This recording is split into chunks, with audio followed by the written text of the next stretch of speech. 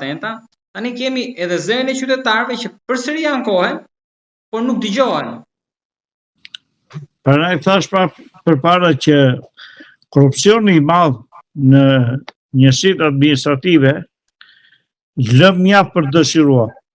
Janë vetëm për të vjedhur ca taksa, janë vetëm për të vjedhur ca lek për investime që mund të bëhen në rrugë ose në kanalizime, dhe këtu mbaron misioni i njësive administrative.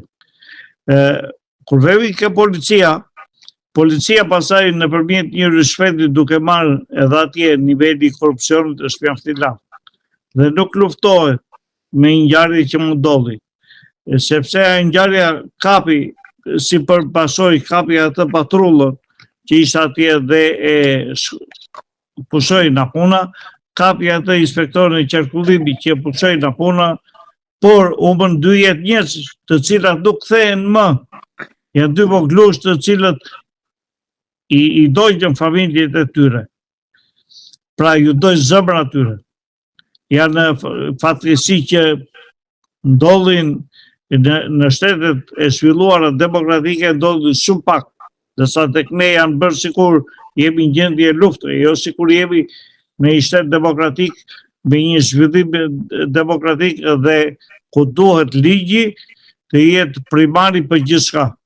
Ne kemi korrupsionin këtu në nivel të larta dhe ky korrupsion solli këto fatkeqësi.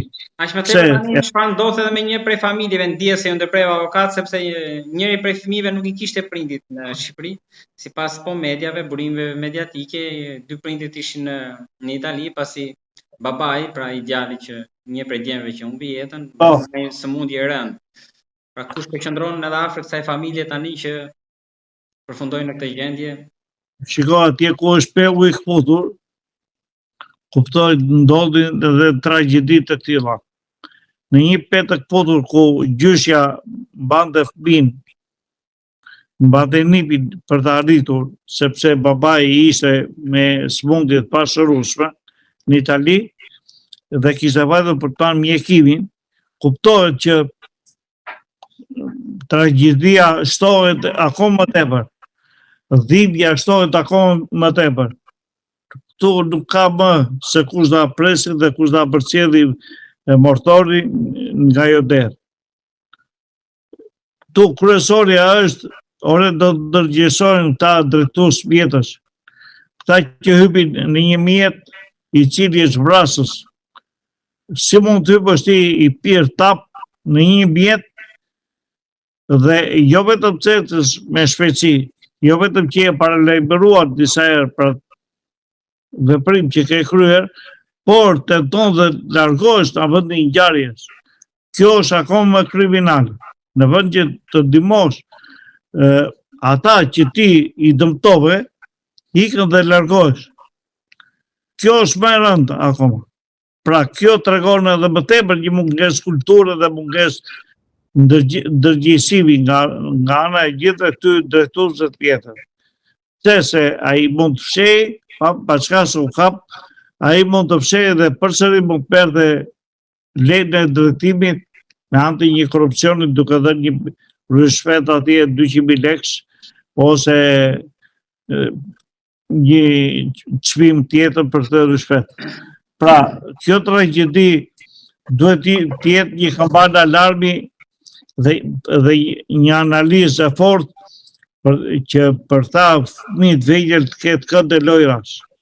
Të ketë sa më shumë kënd e lojrash dhe të shtohen kënd e lojrash me qëllim që të jepet mundësia këtyre fëmijëve mos të luajnë në trotuar, por të luajnë në këto kënd e lojrash, të cilat fatkeqësisht tek ne janë reduktuar fare për shkak të një zhvillimi negativ me anë të ndërtimeve informale ose ndërtimeve me leje ndërtimi, me qëllim për edhe ajo është pjesë e korrupsionit. Të japësh leje ndërtimi dhe të mohosh këndet e lojra për ta fëmijë, dhe ajo është një mungesë zhvillimi e shoqërisë. Sepse duke ndërtuar këndet e lojrash, ne eliminojmë shumë gjëra për rritjen e këtyre fëmijëve që duhet të rriten të shëndetshëm. Por ne nuk duam rritjen e shëndetshme të këtyre fëmijëve. Këta drejtues të këtyre njësive administrative, po dhe më lartë akoma, të shtetit, kërkojnë që të mbushin xhepat e tyre se pak i kanë mbushur nëpërmjet zhvillimit të ndërtimit, duke eliminuar të gjithë fushat e lira, hapësirat e lira dhe këndët ku duhet luajnë këta fëmijë. Avokat, kam dhe diçka të fundit për atë që e pret tani çfarë thot ligji për autorin, sepse edhe këtu ligji më duket funksionon, ju e dini më mirë, si punë elastikut, nuk është se ka diçka të prerë që ai që bën këtë, po ai harku nga kjo deri kjo fasha e dënimit. Pra kush janë veprat penale dhe marzhi i dënimit për këtë rast? Atëre, ky ka konsumuar disa vepra penale. Vepra e parë penale është drejtimi i mjetit i dheur. E para. E dyta është drejtimi i mjetit duke dalë nga rruga kryesore. Shpejtësia. Është e tretë. Dhe e katërta është shtypja e fëmijëve të vegjël, pa llogaritur e pesaj që është largimi nga vendi i ngjarjes. Por ky e mbylli jetën e tij. Ky ka një dënim fundamental, është burgim përjetshëm dhe ky nuk del më nga burgu. Sepse dhe dënimi që do marri është burgim i përjetshëm, sepse ndruan jetë dy fëmijë të vegjël, të cilët nuk ishin në rrugën ku duhet të qarkullonte mjeti, por ishin trotuar. Pra për faktin që sistemi nuk funksionoi, për fat keq sot dy fëmijë janë në dhe, edhe njërin me taksat tona ne do ta paguajmë, pra që kalojë jetën në dënim përjetshëm. Pra ky kalon burgim përjetshëm. Nuk ka fat tjetër ky. Por duhet paguaj jeta e dy fëmijëve të mbitur, dy angjëve që të merrte ky burgim përjetshëm dhe të shpëtonte të gjithë zonës atje, që lëvizte me një shpejtësi maramëndse atje.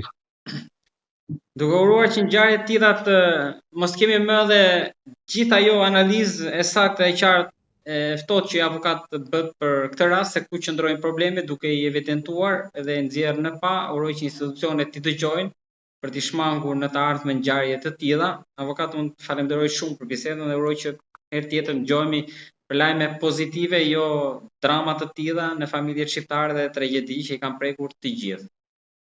Faleminderit ju.